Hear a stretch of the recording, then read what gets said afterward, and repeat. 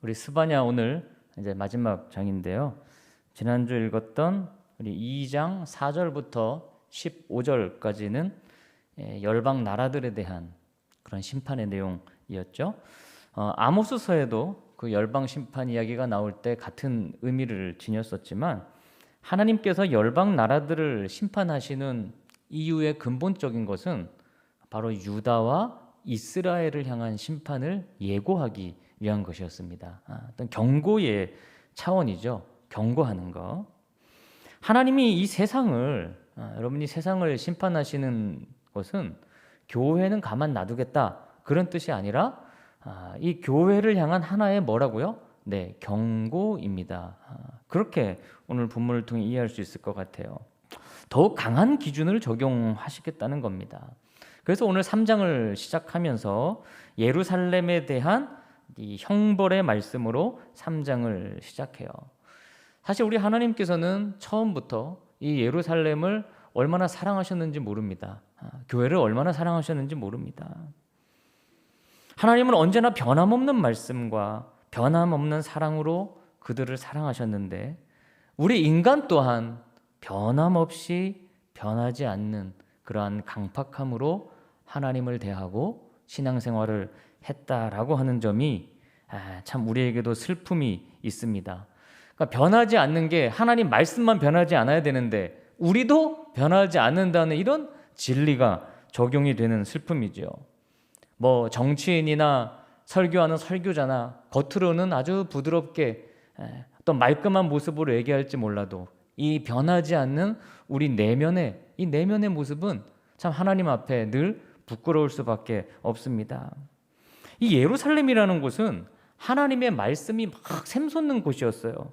그런데 언제부턴가 그 말씀은 사라지고 자기들의 욕망과 탐욕, 욕심만 막 샘솟는 그러한 곳이 되고 말았죠.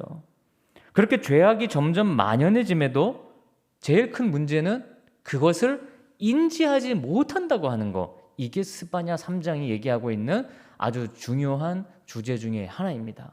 그러니까 우리가 죄악 가운데 있고 하나님 말씀으로도 변하지 않는데 그 모습조차도 우리가 모른다는 거. 이게 수치스럽다는 거예요. 그것을 오늘 3장이 얘기하고 있습니다. 자, 1절과 2절 말씀을 읽어보겠습니다. 시작. 패역하고 더러운 곳 포악한 그 성읍이 화 있을진저 그가 명령을 듣지 아니하며 교훈을 받지 아니하며 여호와를 의뢰하지 아니하며 자기 하나님에게 가까이 나아가지 아니하였도다. 네, 여기 등장하는 이 죄악들, 여러분 패역. 한번 우리 스스로에게 계속 질문을 해보면서 이 본문을 읽으면 좋겠는데요. 나는 패역하지 않나요?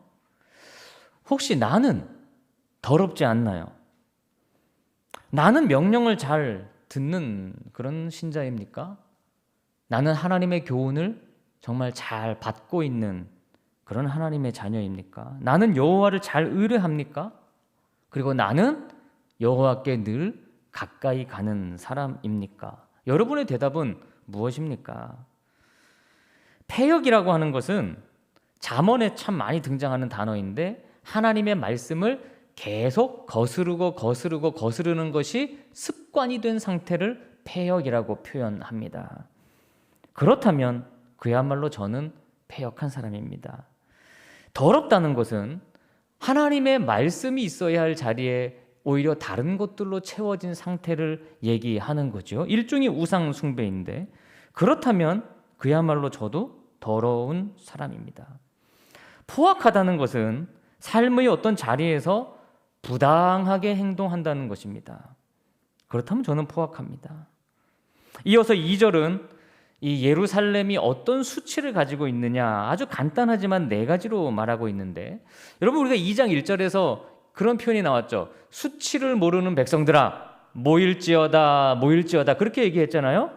그런데 그들이 몰랐던 수치를 오늘 이 말씀에서 설명하고 있습니다. 하나님의 명령을 듣지 않고 있었어요. 귀로는 듣죠. 근데 듣지 않는 거였습니다. 여러분 설교도 그렇잖아요. 귀로 듣는 거는 듣는 거죠. 그러나 진짜 듣는다는 거는 귀로만 듣는 거를 얘기하는 게 아니지 않겠습니까? 내가 말씀을 듣지 않는다는 것도 모르고 예배드리더라. 두 번째는 교훈을 받지 않는다 그랬죠? 그러면 교훈이라는 것은 이런 겁니다. 들었다면 나는 이러이러하게 오늘 살아가야겠구나라고 결단하는 것이 교훈을 받는 거예요. 근데 그런 결단이 하나도 없어요. 또 내가 좋아하는 일에는 말씀을 가지고 막 살아도 내가 싫어하는 일에는 싫어하는 사람한테는 이 말씀과 관련이 없게 생활한다는 거죠. 그게 수치라는 거예요. 세 번째는 하나님을 의지하지 않더라. 그럼 뭘 의지하겠습니까? 자기의 경험과 내 판단을 의지하더라. 근데 그게 수치다. 네 번째는 하나님께 가까이 나아가지 않는다. 여러분 영상을 켜고 이렇게 온라인으로라도 예배를 드리고 때로는 교회 와서 앉아있다고 해서 이게 하나님께 가까이 나오는 게 아니라고 소예언자들이 누누이 강조하지 않았습니까? 그럼에도 그게 수치인 것을 모르더라. 하나님이 요즘 같으면 코로나가 하나님의 어떤 경고일 수도 있겠죠? 우리에게 경고하시고 때로는 징계하시고 그렇게 함에도 불구하고 우리는 그것을 받아들이지 않고 교만하게 살아가더라. 이게 뭐다? 이게 수치스러운 일이라는 거예요. 성도들에게 있어서는. 자, 그 다음 3절과 4절입니다. 함께 읽습니다. 시작. 그 가운데 방백들은 부르짖는 사자요 그의 재판장들은 이튿날까지 남겨두는 것이 없는 저녁 일이요 그의 선지자들은 경솔하고 간사한 사람들이요 그의 제사장들은 성소를 더럽히고 율법을 범하였도다. 수치를 모르는 것이 이제 지도자들에게서 그 절정이 표현되고 있어요. 사실은 그 나라에 여러분 지도자의 수준이요 모든 사람의 수준이라고 볼 수 있습니다. 교회에서도 지도자의 수준이 곧 그 교회의 수준인 거예요. 자, 먼저는 나라와 고을의 지도자인 방백과 재판장들을 부르짖는 사자 그리고 저녁 이리에 비유하고 있죠. 조금만 권력을 가지면 아주 큰 소리 칩니다. 또 내 마음에 안 맞는 게 있으면 한밤중에 SNS에 탁 올립니다. 뭐가 잘못됐어. 그러니까 그렇게 자기 입으로 부르짖을 줄만 알지 실제로 삶에서 자기가 희생하고 사랑할 줄은 모르더라. 그게 뭐예요? 부르짖는 사자라는 거예요. 부르짖는 사자 같다. 그리고 저녁 일이 같다는 거는 탐욕의 상징인 거야. 자기의 욕심만을 위해 모든 일을 한다는 뜻입니다. 그래서 예수님도 마태복음 7장 15절에 거짓 선지자를 사나운 일이 노략질하는 일이라고 말씀하셨고 사도 바울도 사도행전 20장에서 똑같이 사나운 일이라고 표현하였습니다. 그러니까 주님의 말씀이 주는 그런 비전이 아니라 자기의 탐욕만 있는 거죠. 두 번째로 4절은 교회 지도자인 선지자들과 그 다음에 제사장들을 경솔하고 간사한 사람으로 묘사하며 뿐만 아니라 교회를 더럽히고 하나님의 말씀을 범하는 존재다라고 오늘 말씀이 언급하고 있죠. 참 기가 찰 노릇이죠. 저는 선지자는 경솔하지 않아야 합니다. 또 간사하지 않아야 합니다. 그리고 제사장은 늘 성소를 영적으로 깨끗이 하고 하나님의 말씀에 목숨을 걸고 지켜야 되는데 이 선지자가 하나님의 말씀을 진중하고 치열하게 받고 지키려고 하지 않고 경솔하게 자기의 욕심만 생각하고 그리고 전하더라. 여러분 간사하다는 게 무슨 뜻이죠? 어떤 사람에게 여러분은 간사하다 그럽니까? 일반적으로는 겉과 속이 다른 사람입니다. 겉과 속이 다른 거죠. 그게 간사한 거예요. 그러니까 겉으로는 하나님의 말씀을 지키는 것처럼 그렇게 말하나 실상은 말씀을 범하는 자들이더라. 하나님은 다 아실 것입니다. 성소를 더럽혔다. 그러니까 교회 안에 말씀의 가치관이 교회 안에 가득 차 있어야 되는데 그것이 아니라 세상적인 가치관이 이 교회를 다 잠식하고 있다는 뜻이에요. 자, 근데 더 큰 문제가 있어요. 5절입니다. 5절 말씀 읽겠습니다. 시작. 그 가운데 계시는 여호와는 의로우사 불의를 행하지 아니하시고 아침마다 빠짐없이 자기의 공의를 비추시거늘 불의한 자는 수치를 알지 못하는도다. 네. 그러니까 뭘 모른다? 그게 수치인데 그렇게 살아가는 게 수치인 거예요. 간사하고 경솔하게 하나님 말씀이랑 반대되게 사는 게 수치임에도 그것이 수치라는 것을 모른다는 거예요. 그 지난주에도 말씀드렸듯이 나라가 수준이 떨어졌다는 게 뭡니까? 수치를 모르는 사람들이 지도자가 되고 이끄는 사람들이 된다는 거죠. 자기 수치를 알지 못합니다. 내가 부르짖는 사자고 저녁 일이고 경솔하고 간사하고 성소를 더럽히며 하나님의 말씀을 지키지 않는 사람이라는 것을 모른다. 그게 수치인데 심지어 하나님께서 우리 가운데 계심에도 불구하고 그렇게 하더라라는 것입니다. 우리 하나님은 너무 의로우셔서요, 아침마다 빠짐없이 공의를 비추십니다. 하나님을 만난다는 것은 아침마다 공의를 비추는 그 하나님을 내 눈으로 목도하는 것이고, 그리고 하나님의 말씀은 오늘도 빛이 되셔서 우리를 비추사 우리로 하여금 정의롭고 공의롭게 살아가도록 인도해 주시는 건데, 우리는 그 빛이 우리에게 비치고 있음에도 불구하고, 말씀으로 우리를 비춰주고 있음에도 불구하고 나의 수치를 깨닫지 못한다는 거예요. 이것이 예루살렘 그 백성들의 가장 큰 문제라고 오늘 스바냐가 진단하고 있습니다. 1장의 표현으로 여러분 기억나십니까? 찌꺼기 같다, 그렇죠? 너무 찌든 때 같았고 돌 같은 굳은 그런 마음이었다는 거죠. 우리가 하나님의 말씀 앞에 성실히 살아가지 못하는 것이 얼마나 부끄러운 일인지 스스로 알려고 하지도 않았고 알 수도 없는 그런 안타까운 현실에 봉착해 있습니다. 바로 이 예루살렘과 우리가 말입니다. 6절과 7절입니다. 6절과 7절 말씀 함께 읽습니다. 시작. 내가 여러 나라를 끊어버렸으므로 그들의 망대가 파괴되었고 내가 그들의 거리를 비게 하여 지나는 자가 없게 하였으므로 그들의 모든 성읍이 황폐하며 사람이 없으며 거주할 자가 없게 되었느니라. 내가 이르기를 너는 오직 나를 경외하고 교훈을 받으라. 그리하면 내가 형벌을 내리기로 정하기는 하였지만 너의 거처가 끊어지지 아니하리라 하였으나 그들이 부지런히 그들의 모든 행위를 더럽게 하였느니라. 네, 점입 가경이죠. 하나님이 여러 주변의 나라들을 다 끊어버리시고 징벌하시는 것으로 이 예루살렘에게 경고를 했는데, 그 경고를 보고 깨달아서 이제 하나님만을 경외하라는 거구나 라고 말씀을 받으면 되는데 그렇게 하지 않았어요. 더욱 부지런히 안 좋은 일을 했다. 여러분, 이게 무슨 말인지 아시겠습니까? 그 소예언자들이 선포하는 경고의 말씀을 듣고 있음에도 수치를 깨닫기는커녕 더욱 부지런히 하나님의 말씀을 안 지켰다. 부지런하다고 다 좋은 게 아니에요. 여러분은 사람은 부지런해야 된다고 생각하시죠? 근데 부지런하다고 절대 좋은 게 아니에요. 바르게 부지런해야 좋은 겁니다. 어쩌면 우리들은 아주 부지런히 심판을 향해 달려가고 있을지도 몰라요. 열심 있는 신앙인 치고 부지런하지 않는 분들은 없습니다. 그러나 중요한 것은 무엇에 대한 부지런함인가라고 하는 점이에요. 여러분, 부지런한 바리새인들은 어떻게 했습니까? 교회를 어지럽게 했고 사람들에게 상처만 줬습니다. 그러므로 열심히 할수록 조심해야 되는 거죠. 열정이 있고 부지런할수록 더욱 말씀 앞에 나를 비춰봐야 됩니다. 내가 지금 과연 바른 것에 부지런한가라는 거죠. 내가 심판의 방향으로 가고 있는 것은 아니냐라는 것을 생각해 보셔야 한다는 거예요. 8절 말씀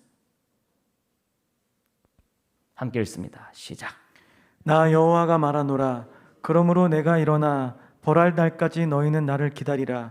내가 뜻을 정하고 나의 분노와 모든 진노를 쏟으려고 여러 나라를 소집하며 왕국들을 모으리라. 온 땅이 나의 질투의 불에 소멸되리라. 네, 이제 주님이 하나님께서 경고하시고 기다리십니다. 하나님의 질투의 불 앞에 몇 번 설명을 드렸어요. 질투의 하나님, 예루살렘이든 이방 나라든 지도자든 백성이든 목사든 성도든 예외가 없죠. 하나님은 우리를 심판하시기 위해 기다리고 있습니다. 왜 기다리십니까? 어찌됐든 우리를 좀 고쳐보고 싶으신 거예요. 좀 말씀대로 사는 사람으로 바꿔보고 싶으신 거예요. 그래서 하나님이 징계도 내리시고 때로는 우리를 혼내시기도 하는데, 다 이유는 우리를 돌이키고 싶으신 하나님의 뜻이 그 안에 담겨 있습니다. 자, 이제 그 하나님의 그 뜻을 설명합니다. 9절부터 13절까지 조금 길지만 여러분 한번 집중해서 한번 잘 읽어보시면 좋겠습니다. 9절에서 13절입니다. 시작. 그때에 내가 여러 백성의 입술을 깨끗하게 하여 그들이 다 여호와의 이름을 부르며 한 가지로 나를 섬기게 하리니 내게 구하는 백성들 곧 내가 흩은 자의 딸이 구스강 건너편에서부터 예물을 가지고 와서 내게 바칠지라. 그날에 내가 내게 범죄한 모든 행위로 말미암아 수치를 당하지 아니할 것은 그때에 내가 내 가운데서 교만하여 자랑하는 자들을 제거하여 내가 나의 성산에서 다시는 교만하지 않게 할 것임이라. 내가 공고하고 가난한 백성을 내 가운데에 남겨두리니 그들이 여호와의 이름을 의탁하여 보호를 받을지라. 이스라엘의 남은 자는 악을 행하지 아니하며 거짓을 말하지 아니하며 입에 거짓된 혀가 없으며 먹고 누울지라도 그들을 두렵게 할 자가 없으리라. 네, 이런 때가 언젠가는 올 것입니다. 하나님의 이름을 부르지 못했던 더러운 입술들이 하나님의 이름을 부르는 때가 언젠가는 오게 될 것이다. 여러분, 왜 성경은 입이 더럽다고 하나요? 예수님도 그런 말씀하셨지만 우리가 늘 더러운 것을 먹고 더러운 것을 뱉어냅니다. 그리고 더러운 말을 우리 입으로 쏟아냅니다. 하나님은 우리의 입술로, 그런 우리의 입술로 하나님의 이름을 부를 수 있도록 하셨어요. 바로 예수 그리스도를 통해 우리의 입술을 깨끗하게 씻어주셨기 때문입니다. 여러분, 세상에 나가 보십시오. 사실 우리가 입술로 그렇게 선한 거를 많이 하지 못합니다. 대부분 세상에서는 입술로 더러운 것을 내뱉더라고요. 하나님은 이 예루살렘을 깨끗하게 하시려고 이들을 다 흩어버리셨어요. 아주 멀리까지. 오늘 표현해 보면 구스강 건너편까지 흩어졌던 백성들이 이제 하나님이 회복하시는 날에 다 하나님께로 돌아옵니다. 그리고 교만했던 백성들은 하나님이 다 심판하셔서 사라졌어요. 다 바꾸셨어요. 입에 거짓된 혀가 없는 사람들을 모으셨습니다. 스바냐는 바로 그날이라고 표현해요. 그날, 더데이. 곤고하고 가난한 자, 약하고 힘없는 자를 우리 하나님께서 모으셨습니다. 왜요? 이 사람들은 하나님 말고는 내세울 게 없는 사람들이었어요. 하나님만 의지하는 사람들이었어요. 그래서 하나님만을 찾고 구하고 의뢰했던 겁니다. 스바냐는 뭐라고 했습니까? 오직 여호와를 찾고 구하라고 했는데 그렇게 구하던 백성들만 남아있게 된 것입니다. 왜 하나님이 저와 여러분들 이 세상을 자꾸 약하게 하시는 걸까요? 왜 우리로 할 수 있는 것을 못하게 하시는 걸까요? 바로 겸손하게 바꾸기 위함이며 하나님만을 의지하게 하심입니다. 사실 우리는 곤고하기 싫죠. 그렇죠? 여러분, 가난하기 싫죠. 그렇지 않습니까? 우리는 그런 거 싫습니다. 그러나 그것이야말로 우리를 바꿀 수 있는 도구다. 우리 욕심 많고 교만한 사람을 바꿀 수 있는 도구가 그것밖에 없더라. 수치를 몰랐는데 그렇게 하니까 수치를 알게 되더라. 참 아이러니한 일입니다. 하나님은 그들을 보호해 주셨어요. 사랑하는 여러분, 오늘도 하나님의 말씀을 듣고 그 말씀을 내 것으로 붙드시기 바랍니다. 그리고 여러분의 삶이, 이 세상의 현실이 힘들고 그리고 비참할수록 더 하나님의 말씀을 붙드시기 바랍니다. 그 말씀을 통해 이어지는 고백과 찬양이 우리의 이 더러운 입술을 통해 이제 나오게 된다는 거예요. 14절입니다. 14절. 자, 시작. 시온에 따라 노래할지어다. 이스라엘아 기쁘게 부를지어다.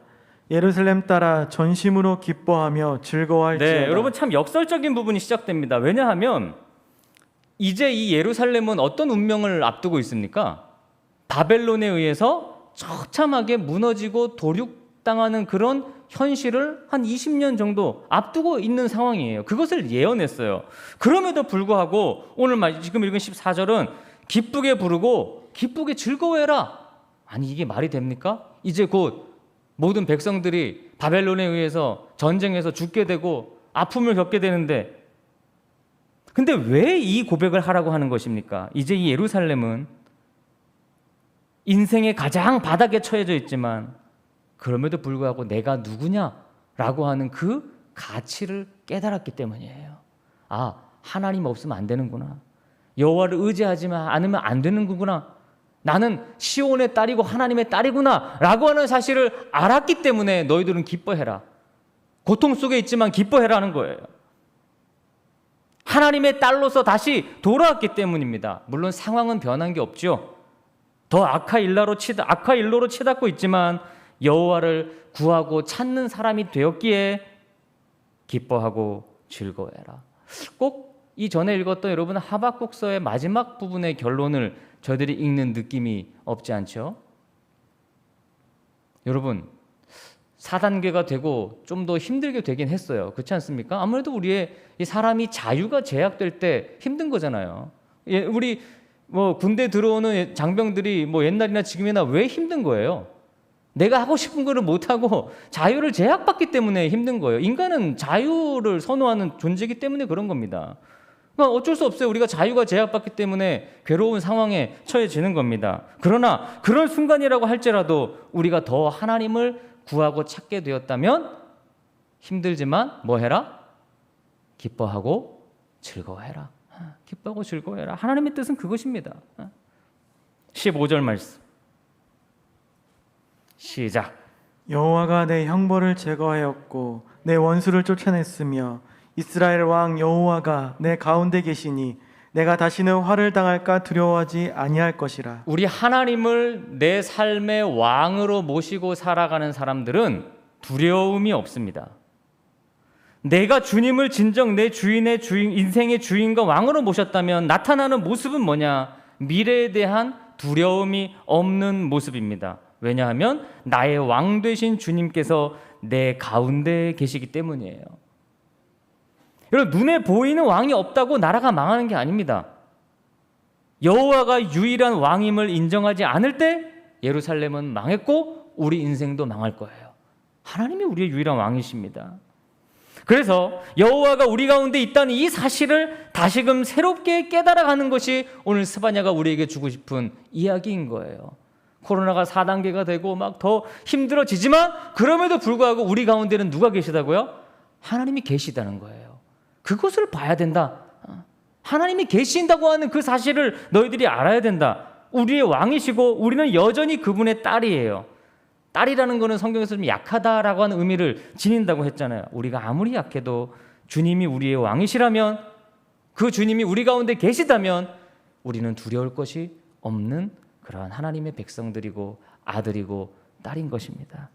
16절입니다. 함께 읽습니다. 16절 시작. 그날에 사람이 예루살렘에 이르기를 두려워하지 말라. 시온아 내 손을 늘어뜨리지 말라. 앞으로 고난의 시간이 오더라도 두려워하지 말고 손을 늘어뜨리지 말라고 하십니다. 그러니까 손이 늘어뜨려졌다는 건 이렇게 힘이 쭉 빠진 상태를 말하는 거잖아요. 뭐도 아무것도 할 수 없는 그런 거예요. 손에 힘이 풀어지지 말아라. 여러분 코로나로 힘들어도 여러분의 기도하는 손을 내리지 마십시오. 이제 다 포기해요. 아무것도 하기 싫어. 막 귀찮아. 막 그렇게 하지 마십시오. 교회도 못 가고 그냥 집에 누워나 있자. 그러지 마시라는 거예요. 그럴수록 앉아서 손에 힘을 들고 하나님께 기도하고 하나님이 주신 사명을 감당하고 사랑하고 희생하고 정의를 베푸는 그 손을 내리지 말라는 거예요. 우리 사랑하는 해본중학교의 모든 성도 여러분, 힘을 내시기 바랍니다. 왜냐하면 하나님이 우리 가운데 계시잖아요. 하나님 우리 가운데 계시잖아요. 17절입니다. 17절 시작. 너의 하나님 여호와가 너의 가운데 계시니 그는 구원을 베푸실 전능자이시라.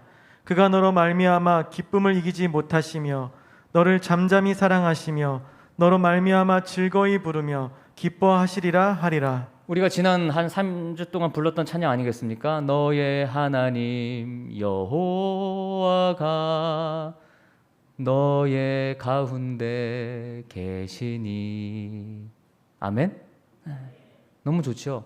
하나님 우리 가운데 계시다는 것을 이 고난을 통해 말씀하고 싶으신 거예요.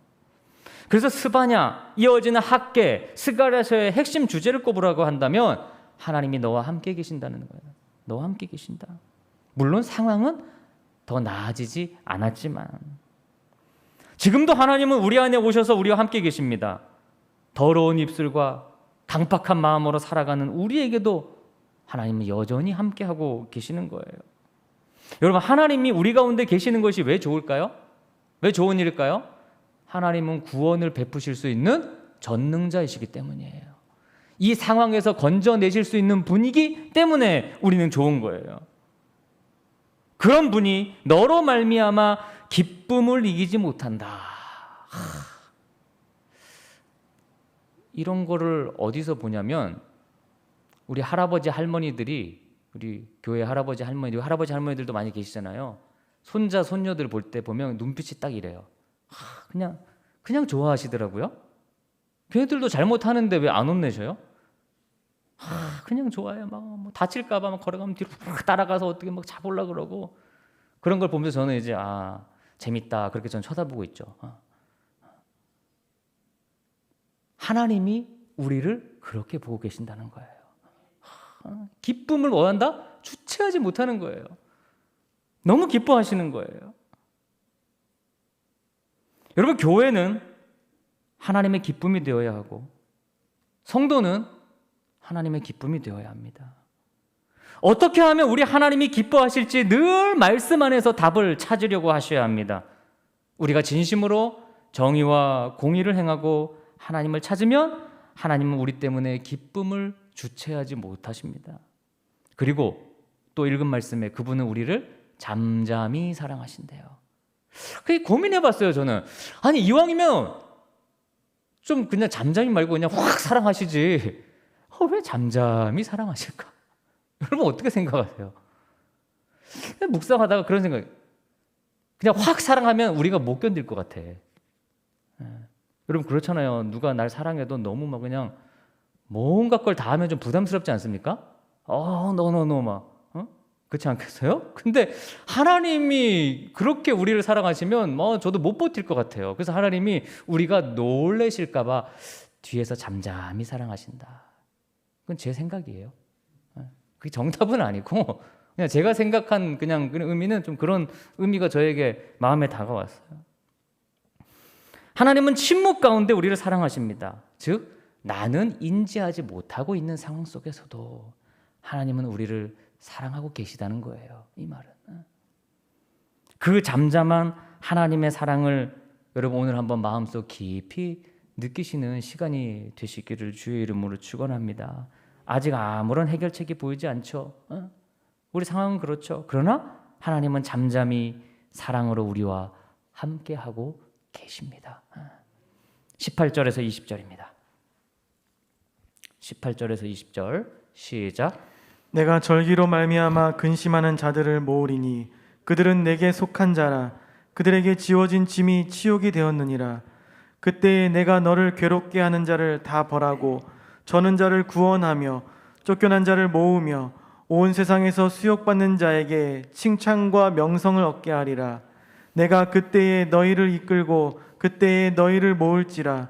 내가 너희 목전에서 너희의 사로잡힘을 돌이킬 때에 너희에게 천하 만민 가운데서 명성과 칭찬을 얻게 하리라.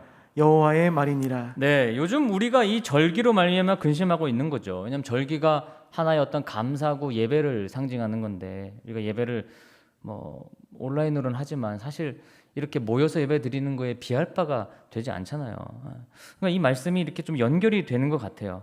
그래서 어떤 분들은 이 모이지 못하는 안타까움도 있고, 이건 그리스도인으로서 치욕이다, 막 이렇게 얘기하는 분들도 있어요. 이런 상황이 이렇게 된 것이, 그런 현실이 사실 우리에게 지워져 있습니다. 좀 무겁기도 하고 걱정도 되고, 우리가 다음 주부터 학개서를 읽는데 참 이게 저는 참 신기하기도 해요. 이런 학개서가 성전을 건축하다가 스탑된 상태에서 침체되어 있는 백성들을 향해 학개가 잠시 등장해서 전해준 말씀이에요. 학개는 한 4개월 정도밖에 활동하지 않았어요. 그들을 격려하고 다시 힘을 내게 북돋아 줍니다. 근데 우리의 상황이 딱 그와 같지 않습니까? 하나님은 돌이키실 준비를 하고 계시고, 그리고 이제야 비로소 이 백성들이 하나님의 절기가 그렇게 감사한 거였구나, 그 예배가 너무 소중한 거였구나 라는 그 가치를 알기 시작했대요. 그래서 점점 더 하나님 앞에 절기를 지키는 것을 간절히 사모하고 준비하고 있다는 거예요. 여러분 더욱 준비하십시오. 언젠가 저도 그 날을 좀 꿈꾸고 있습니다. 우리가 그러니까 완전히 100%로 예배 드릴 수 있는 그날, 그때는 뭐 하는 겁니까? 파티하는 거죠. 그 파티하는 날 더 기쁠 수 있도록 지금 더 우리가 준비하는 거예요. 더 준비하는 것입니다. 완전히 새로운 교회와 새로운 마음이 될 때까지 하나님은 더욱 기다리게 하실 것입니다.